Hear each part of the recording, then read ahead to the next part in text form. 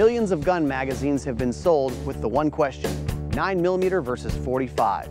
Well, now that Springfield Armory has the XDS 9mm, we thought it'd be a great opportunity to compare shooting the two guns in 45 and 9.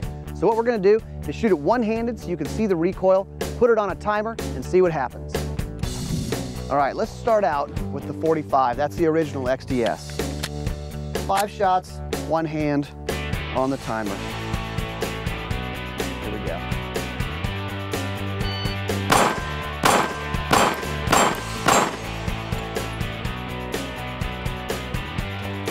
All right, 3.94 on the clock with the 45.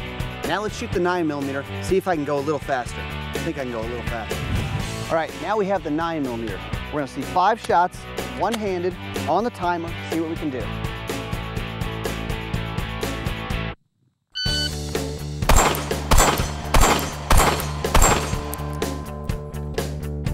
All right, 3.6, a little bit faster, but there's one thing you're forgetting. I still have 2 more shots. The 9mm holds a little bit more ammo, a little less recoil.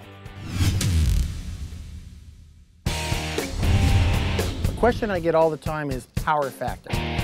Well, the competition shooters, you're familiar with hearing that because it has to do with how we score the targets. But if you're not, what it fundamentally means is the power of the cartridge you're shooting and how we score it on the target.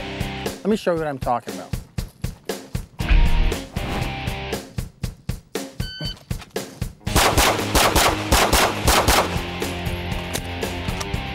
So look, my time for those 8 shots was 3.27 seconds. Now here's how this whole thing works out. Regardless of the power level you're shooting, the center zone here, it gets 5 points. Same as the whole head, we get a 5 on this one. But here's where the power factor matters. Yeah, I understand that a 40 or a 45 scores what they call major. A 9mm, like I'm shooting here, scores minor caliber. That means for every peripheral hit, you get 1 less point. So if that were a 40 or a 45, this shot right here, this counts still into this zone, would count as 4 points. Unfortunately, I'm shooting a 9mm, so it only counts as 3, and I have another one over here just like it. So the way the scoring works is they tabulate all the points, divided by the time, and give you a factor. Now that's how your stage factor is determined. So when you're shooting major or minor, what you're really trying to determine is what you can control. If you could shoot all your shots in the center here, there's no reason for you ever to shoot major or minor. Minor is 125 power factor, it's like a 9mm or a 38 special, 38 super factory ammo.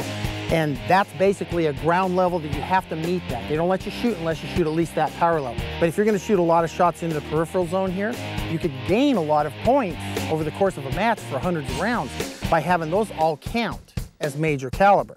In most of the competitions that allow both, they're dominated by the major caliber gun. But there are a few shooters that shoot so much better with the gun that kicks a little bit less than minor caliber guns that they score better with it. So when you're going to choose amongst this, you really want to pick the one that you're going to get the best score with. Not necessarily what you shoot the fastest and not what you get the best hits with, but it's that combination of speed and accuracy that you're looking at.